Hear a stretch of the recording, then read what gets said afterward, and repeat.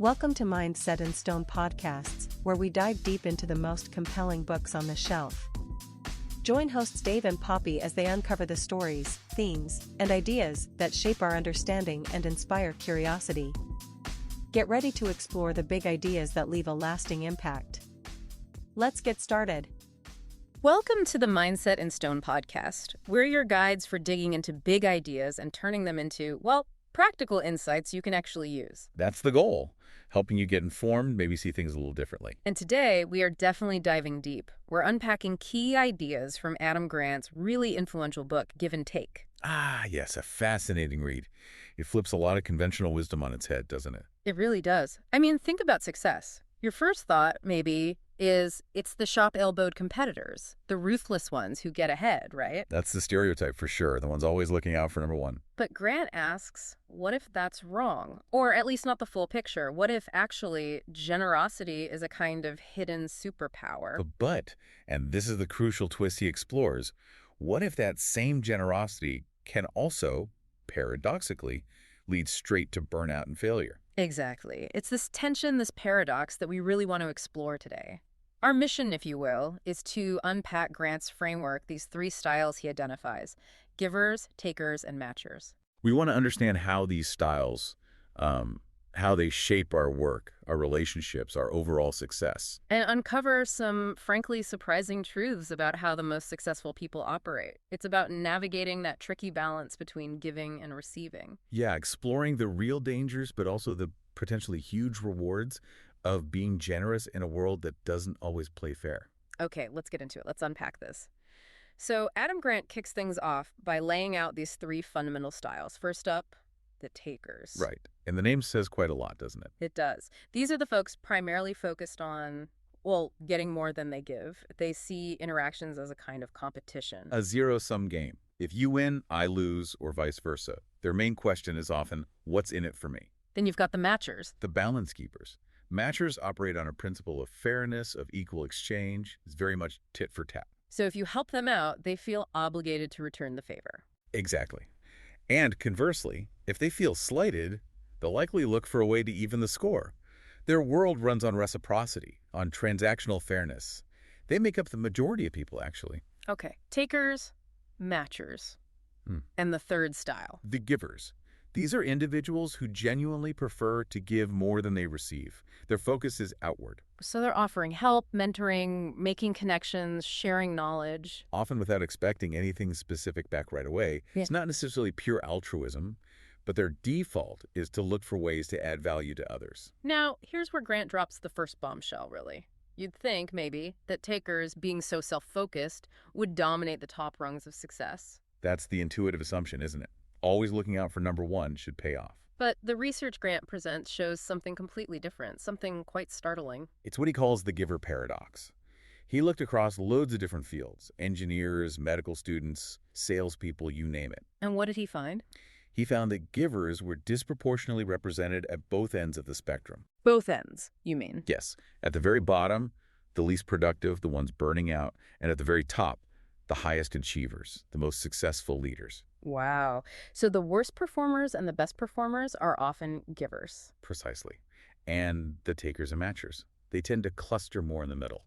That really turns things upside down. It implies that giving in itself isn't the deciding factor. Exactly. It's not whether you give, but how you give that makes the difference. The givers at the top have figured something out. They've learned how to be generous without being exploited, without becoming doormats. Right. They practice what Grant calls other-ish giving.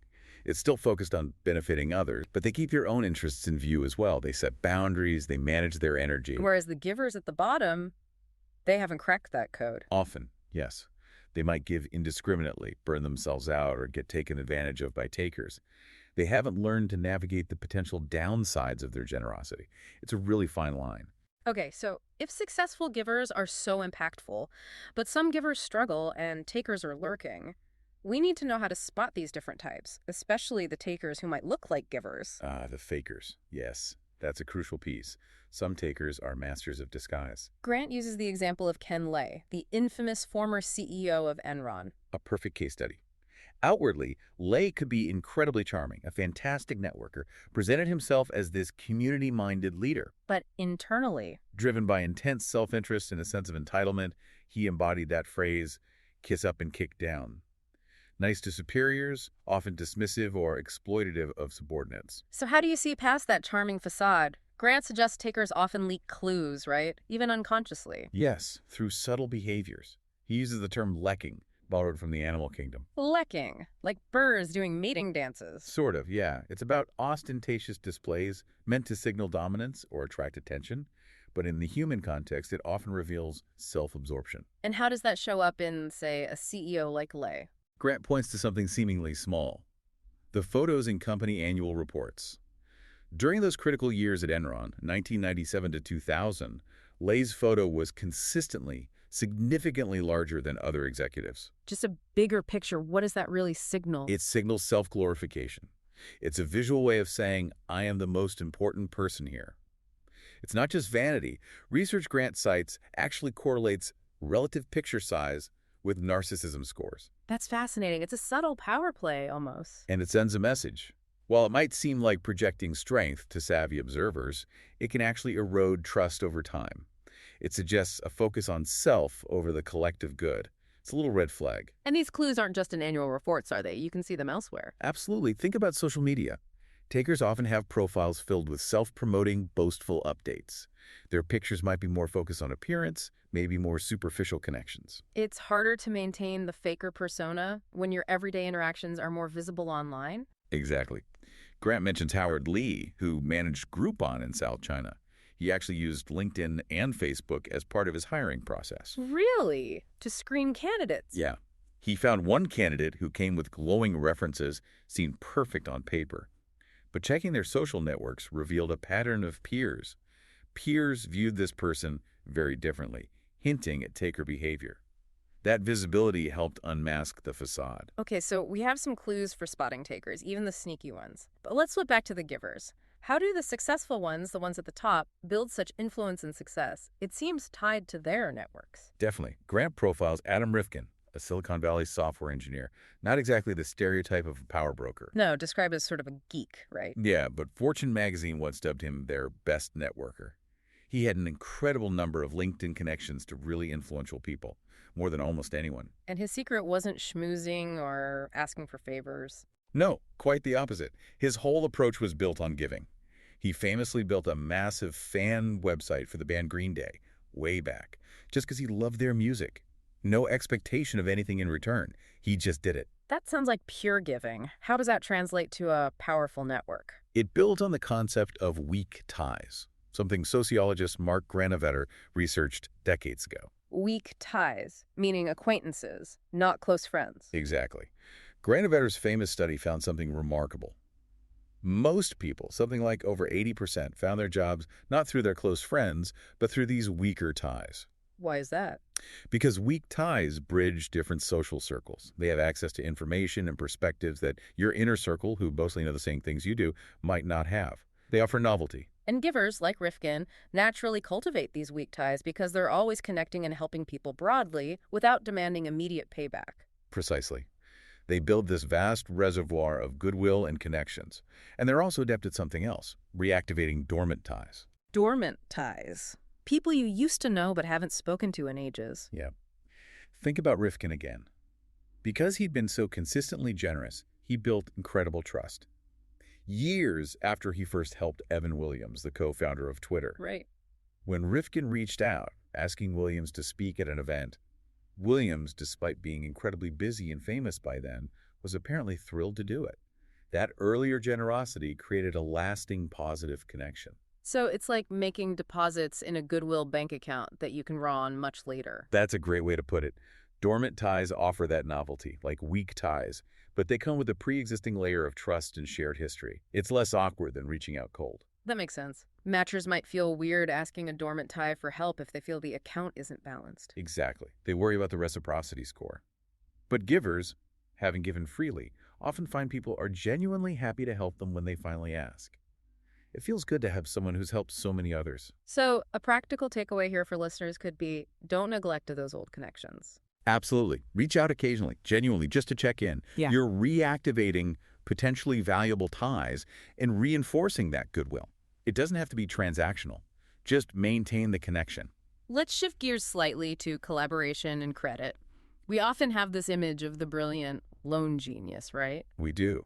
Grant uses the architect Frank Lloyd Wright as an example. Hugely talented, iconic designs. But also someone who strongly believed he could and should succeed entirely on his own. He wasn't big on sharing credit. No, and Grant points out that after Wright isolated himself from key collaborators and protégés, refusing to acknowledge their contributions, his career actually hit a major slump, a 9-year period where his productivity just plummeted.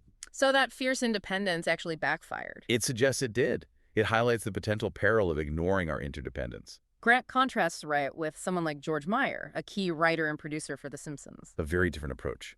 Meyer actively sought collaboration. He believed, especially in comedy, that collaboration is such a beautiful thing. He saw his success as tied to the group. Completely. He even started his own humor magazine, Army Man, and intentionally invited other talented writers to contribute, fostering this psychologically safe space where people could share rough ideas without fear. He knew the whole would be greater than the sum of its parts. That sounds like a giver approach to teamwork, expanding the pie instead of just claiming the biggest slice. Precisely. And this relates directly to the thorny issue of giving credit. Yes. Back to the takers, maybe hogging the spotlight. Or even well-intentioned people failing to acknowledge contributions. Think about Jonas Salk. The developer of the polio vaccine, a global hero. Absolutely. But Grant details how, at the huge press conference announcing the vaccine's success, Salk famously failed to mention by name the 6 key researchers in his lab or other scientists whose work was crucial groundwork. Ouch, that must have stung. Deeply.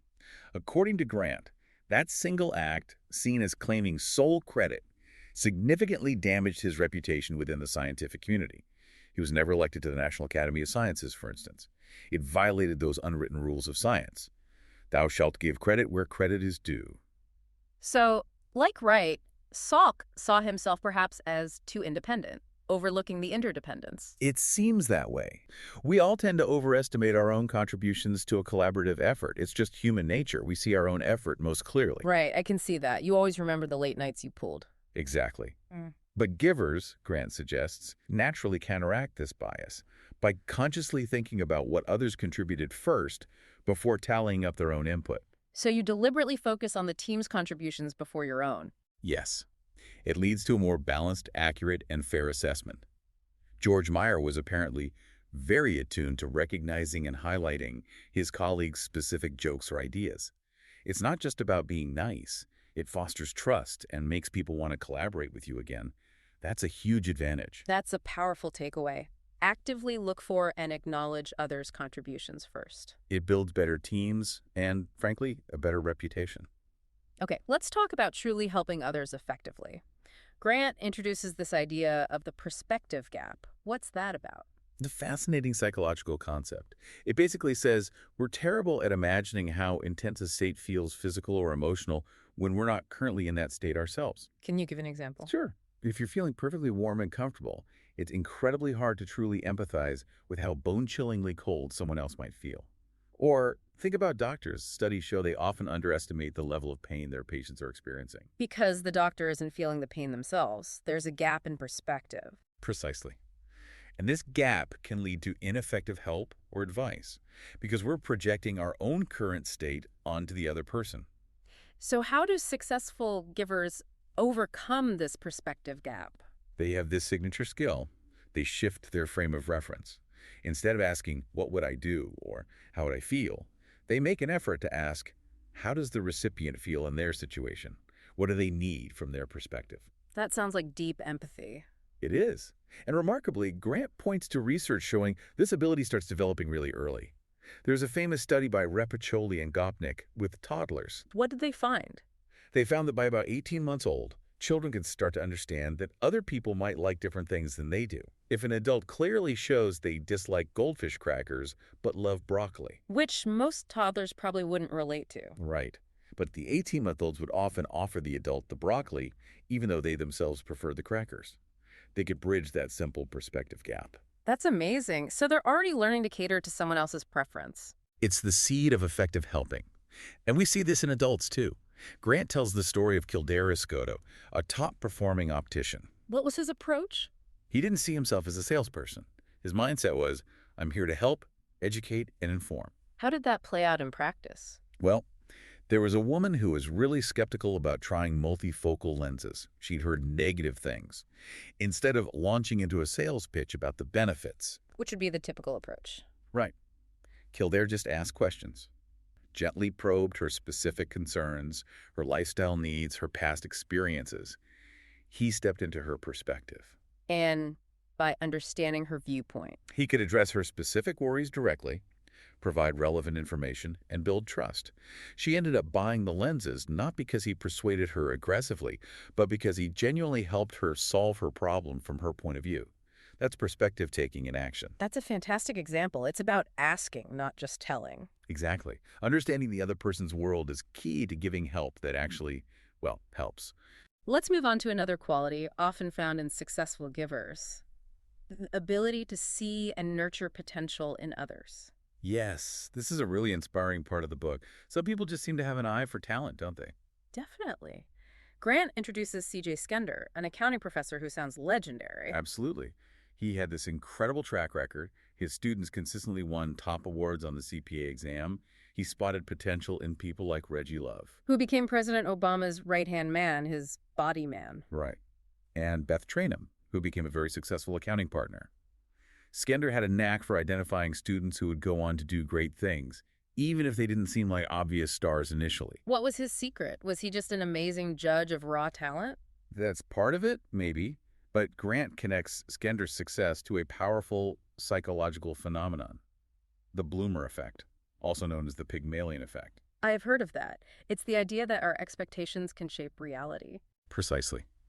Classic studies, like Robert Rosenthal's in elementary schools or Dov Eden's work with the Israeli Defense Forces, showed that when leaders or teachers were led to believe certain individuals were bloomers, had high potential. Those individuals actually performed better. Significantly better. The leader's belief changed their behavior. They gave the supposed bloomers more attention, more challenging assignments, more encouragement, more feedback. Their belief created a self-fulfilling prophecy. So how does this relate to Skender and givers? Grant argues that givers, unlike takers who might be cynical or have low expectations of others, tend to be inherently more trusting and optimistic. Skender didn't just wait to find the diamonds. He approached every student assuming they could be a diamond in the rough. He saw potential everywhere. That was his starting point. He believed in his students' potential, and that belief likely unlocked effort and performance they might not have achieved otherwise. He created bloomers. So it's not just spotting talent, but actively cultivating it through belief and support. Exactly. And it's not always about innate genius. Givers often prioritize something else. Motivation, effort, work ethic. What Angela Duckworth calls grit. Spot on. Grant references Benjamin Bloom's research on world-class performers, pianists, scientists, athletes. What did their first teachers have in common? Was it technical brilliance? Surprisingly, no. Their first teachers were often described as warm, caring, and making the initial learning process fun and engaging. They weren't necessarily virtuosos themselves. They sparked the interest, cultivated the motivation. Exactly. They nurtured the initial grit required for the thousands of hours of practice that came later. Skender did this too. He saw persistence in a student named Marie Arcuri, encouraged her even when she struggled, pushed her. And she succeeded. Became a successful CPA. Skender emphasized pushing people, making them stretch. The belief combined with the challenge. It's about seeing the potential for grit and nurturing it. That's incredibly powerful. Believing in potential can actually help create it. Okay, another great practical insight for anyone leading a team or mentoring. Definitely. Assume potential, look for grit, and provide the support and challenge needed for growth. Now, we started with this paradox. Givers at the top and the bottom. We need to address the pitfalls. Burnout is a big one, right? Giving too much can be draining. It absolutely can. But Grant offers a nuanced perspective on burnout. He tells the story of Conry Callahan, a Teach for America teacher. She was feeling burnt out. Extremely. Despite loving teaching and giving a lot to her students, she felt depleted. But her solution wasn't to give less. What did she do? She actually started giving more, but in a different way. She took on mentoring new teachers and co-founded a nonprofit to support them. Giving more cured burnout. That sounds counterintuitive. It does, but the key was impact. Her new activities allowed her to see a clearer, more immediate, and broader positive impact from her efforts. Studies Grant cites confirm this. Burnout often isn't about the sheer amount of giving, but about a perceived lack of impact. If you feel like your efforts aren't making a difference, that's what drains you. Exactly. If you're giving into a void, it's exhausting. But if you can see the positive results, feel you're making a tangible difference, giving can actually be energizing. So finding ways to see the impact of your giving is crucial. Are there strategies for that? One practical strategy Grant mentions is chunking your giving. He observed engineers at a tech company who were burning out from constant interruptions asking for help. How did chunking help? They designated specific blocks of quiet time to focus entirely on their own core tasks, protecting their energy and productivity. Then they set aside other dedicated blocks specifically for helping colleagues. So they didn't stop helping, they just structured it. Right. It made the helping more intentional, less reactive, and allowed them to focus when needed. Another key is ensuring the giving feels like a meaningful choice, not just an obligation. Like the investment principal, Sean Haggerty. Yes. He found his demanding finance job draining. But volunteering his time and skills for education initiatives, something he was genuinely passionate about, actually increased his overall energy and engagement, even spilling back positively into his day job. Giving aligned with purpose is energizing. Okay, so focus on impact, chunk your giving, and give in ways that feel meaningful. That helps avoid burnout. What about just being taken advantage of being a doormat? That's the other major risk for givers. This ties into things like the sunk cost fallacy. Throwing good money after bad or good effort after bad because you've already invested so much. Exactly. Takers, Grant suggests, are particularly vulnerable here because of ego threat. Admitting a mistake or cutting losses feels like a personal failure, so they double down to save face. Like Michael Jordan as an NBA executive, sticking with the underperforming draft pick Kwame Brown for too long. That's the example Grant uses. Jordan's ego seemed invested. Contrast that with Stu Inman, another NBA executive known more as a giver. What did Inman do? He drafted LaRue Martin, who also turned out to be a bust. But Inman, relatively quickly, admitted the mistake publicly and moved on, cutting the team's losses. He prioritized the team's success over protecting his own drafting record. So givers, being less ego-driven perhaps, are better at recognizing mistakes and changing course. It seems it can be more responsive to feedback and reality, less likely to let pride trap them in a losing venture. That's a huge advantage in avoiding wasted effort. Another challenge for givers can be assertiveness, especially when it comes to their own interests, like negotiating salary. Yes, the advocacy paradox. Grant tells the story of Samir Jain. He was a classic giver, never even tried to negotiate his first salary offer. Just accepted it. Yep. He felt uncomfortable advocating for himself. But later in his career, when negotiating a package, he felt the company's offer wasn't fair to his family. So he was thinking about others. Exactly. Suddenly, advocating for his family's well-being, he became much more assertive and successfully negotiated a significant $70,000 increase. So givers can be fierce advocates, just maybe not always for themselves directly. Right. When they frame the negotiation around benefiting others, they care about their team, their family, a cause their assertiveness kicks in, they become effective agents. That's a useful mental shift for givers who struggle with self-advocacy. Frame it as helping others. Interesting. And sometimes not being overly assertive can even be an advantage. Grant talks about powerless communication. Yeah, this is another counterintuitive one. He profiles Dave Walton, a successful lawyer who has a stammer. You'd think a stammer would be a disadvantage in court. Conventionally, yes, but Walton found his perceived vulnerability, his less polished delivery, what might be called powerless communication, actually made him seem more credible and relatable to jurors. They trusted him more because he didn't seem slick. Possibly. It lowered defenses. He won a massive $7 million verdict. Grant suggests that sometimes traits like asking questions, speaking a bit tentatively, admitting uncertainty, seeking advice rather than projecting constant, unwavering confidence can actually build more trust and influence. Like Don Lane, the advertising executive. Exactly. Lane was known for being open to ideas, not needing to have all the answers or take all the credit. Ironically, this made people value his input more and see him as more influential, not less. Humility and openness can be powerful. Okay, we've covered the styles, the paradoxes, the strategies for successful giving and avoiding the pitfalls. How do we actually cultivate more giving in ourselves and in our workplaces or communities? Well, the good news is giving seems to be contagious, Like yawning. maybe even more positively. Studies show that when people witness or benefit from an act of giving, they're significantly more likely to give to others in turn. It creates these positive ripple effects through social networks. Can you give an example of that in action? Grant highlights the Free Cycle Network, founded by Duran Beal. That's the online platform where people give things away for free, right? No buying or selling. Exactly. Millions of members giving away everything from furniture to old toys. What's fascinating is why people participate. Initially, many join for a taker or matcher reason. It's an efficient way to get rid of unwanted stuff, maybe hoping to get something good later. But it changes them. Often, yes. The act of giving, and especially receiving gratitude from the person who gets their item, starts to shift their motivation. Selfish giving can evolve into more genuine, other-focused giving. The structure encourages giver behavior, even in non-givers.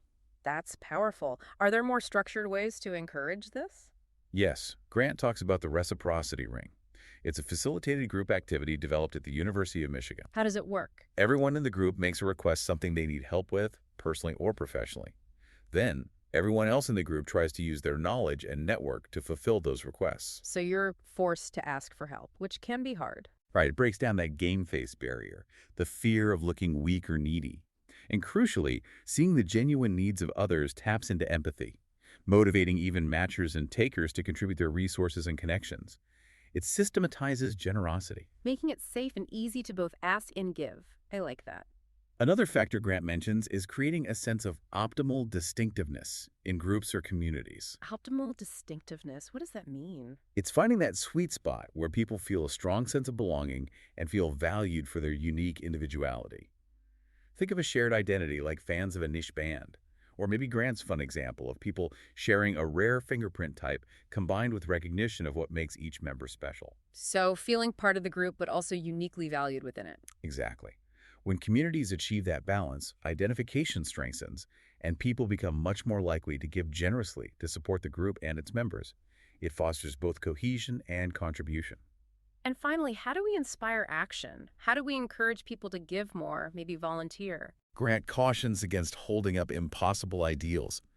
Don't showcase a flawless Superman of giving. Why not? Isn't that inspiring? It can actually be discouraging. People think, well, I could never be that good, and then they do nothing.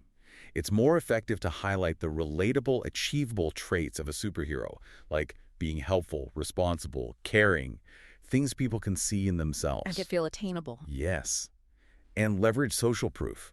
Telling people your neighbors are conserving energy is often far more effective at getting them to conserve energy than just telling them why they should. We're influenced by what we see others like us doing. Show, don't just tell. Make giving seem normal and achievable. Exactly. It taps into our desire to belong and contribute to positive norms. Okay. We've covered a huge amount of ground here, really digging into give and take. We have, from understanding the styles to spotting fakers, building networks, collaborating, avoiding burnout. So pulling it all together, what's the big takeaway for someone listening? What does this all mean? I think the core message is that being a successful giver isn't about selfless martyrdom. It's not about just giving endlessly until you drop. It's more strategic, more thoughtful. Yes, it's about what Grant calls other-ish giving. It's strategic, it's mindful, it means understanding when to give, how to give, effectively like bridging that perspective gap, and crucially, how to protect your own energy and interests so you can keep giving sustainably. So sustainable success, the kind that lasts and feels meaningful, often comes not from ruthless taking, but from this smarter, more impactful approach to giving. That seems to be the profound conclusion from Grant's work. Generosity, practiced wisely, can be an incredibly powerful engine for both personal success and positive impact on the world around you. Okay, that brings us towards the end of this deep dive. Time for our final thought, something for you, our listeners, to reflect on. Building on everything we've discussed, consider this. What's one small, specific, otherish act of giving you could initiate today or this week? Something that genuinely resonates with your values and skills. It doesn't have to be huge. Not at all. Maybe it's making an introduction between two people who could benefit from knowing each other.